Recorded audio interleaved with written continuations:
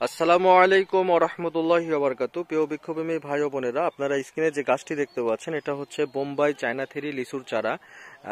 এই গাছটি দেখানোর উদ্দেশ্য হচ্ছে এই গাছটি কিন্তু আপনার মুকুল সহ আপনারা আমাদের কাছ থেকে পেয়ে যাচ্ছেন। দেখতেই পাচ্ছেন যে একটি গাছে আপনার প্রত্যেকটা ডালে ডালে কিন্তু অলরেডি মুকুল টিকে গেছে।